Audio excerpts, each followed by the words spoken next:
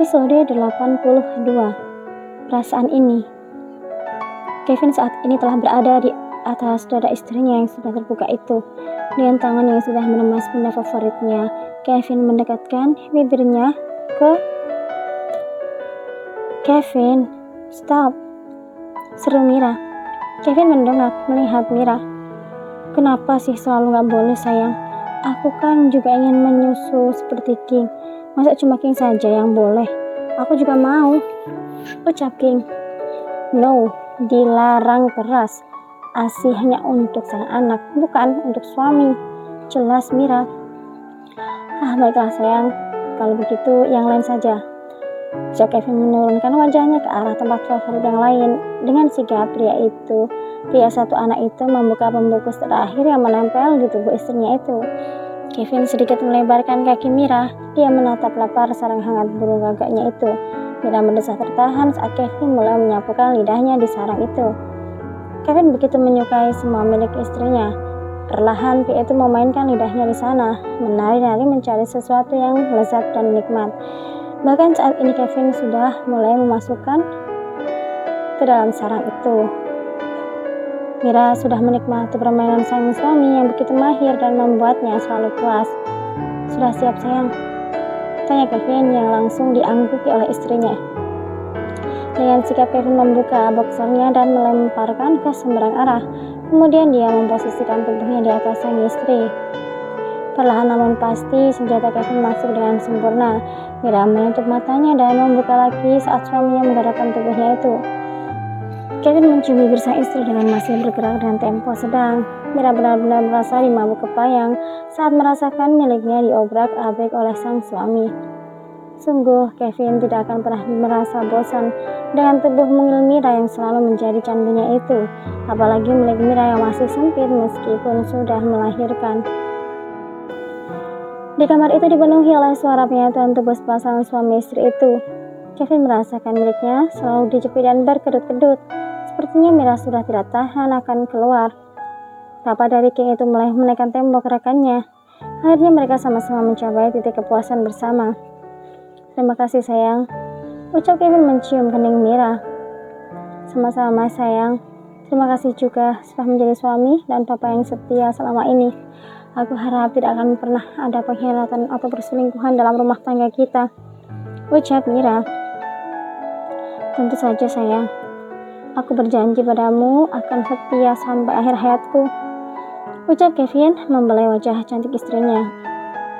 Sekali lagi ya, tanya Kevin. Wajah Mira bersemu merah seperti tomat saat Kevin meminta lagi. Akhirnya, kedua sejoli itu melakukan ronde keduanya. Sedangkan di kamar lain, King terlelap dalam dekapan sang babysitter, Nana.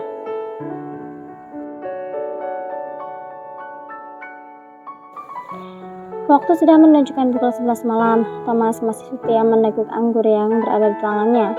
Ya, sehabis makan malam bersama Jennifer tadi, pria itu langsung mengajak Jen untuk pergi ke klub malam. Sudah Tom, ayo kita pulang, ucap Jennifer mengambil botol dari tangan pria itu. Sarah, kenapa kamu begitu jahat padaku? Aku begitu tulus mencintaimu.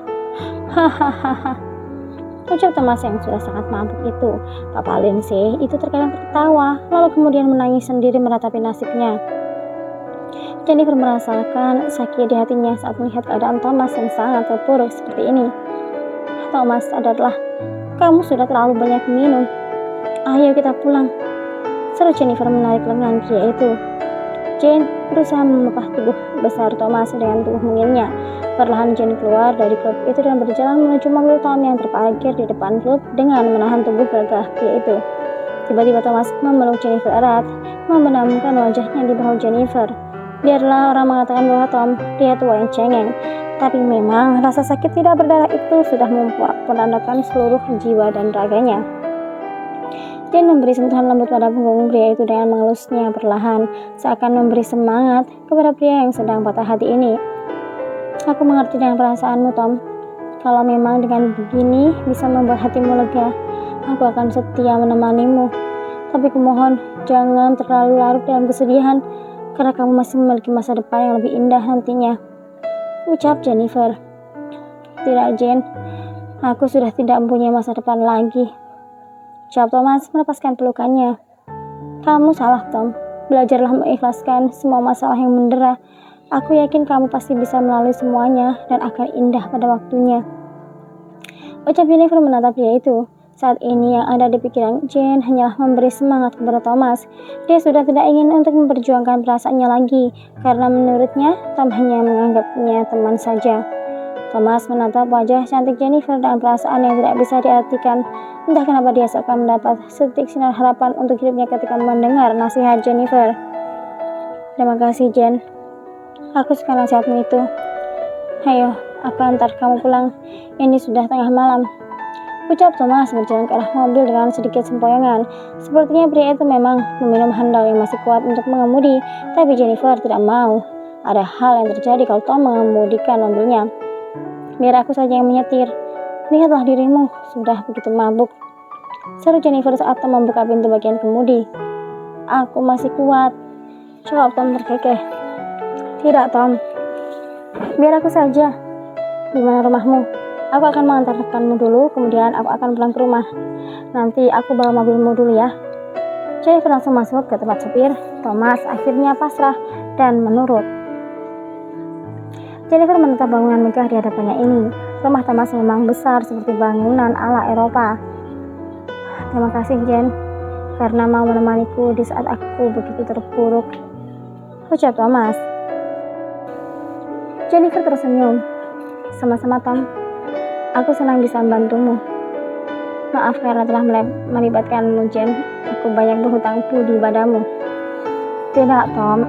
Aku ikhlas membantumu, jadi jangan pikirkan balas budi. Sudah sana masuk, aku pinjam mobilmu dulu, ucap Jennifer.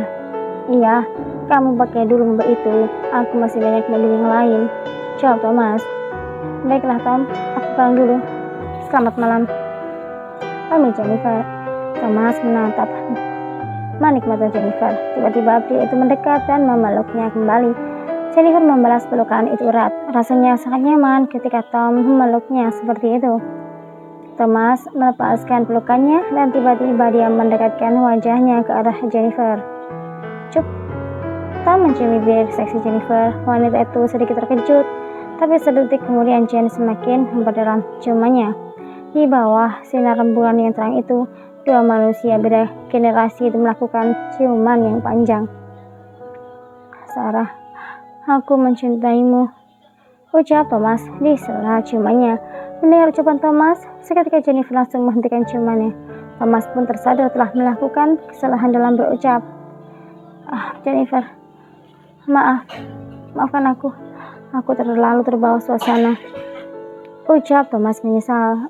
Entah kenapa dia malah menyebut nama mantan istrinya ketika sedang berciuman dengan Jennifer. Tidak apa-apa, aku mengerti kok.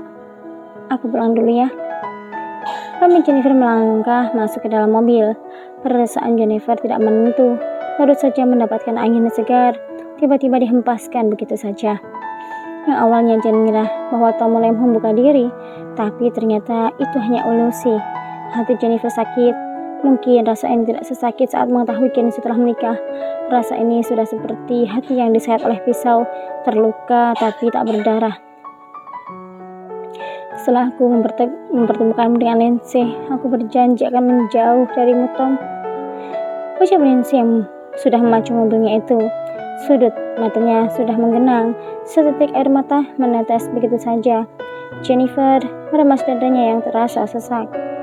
Sedangkan Thomas merasakan perasaan yang sangat bersalah terhadap wanita yang telah diciumnya tadi. Malam itu Thomas tidak bisa memejamkan matanya.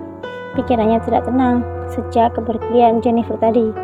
Bukan karena memikirkan tentang Sarah mantan istrinya, tapi malam itu pikiran Tom dipenuhi oleh Jennifer. Bersambung.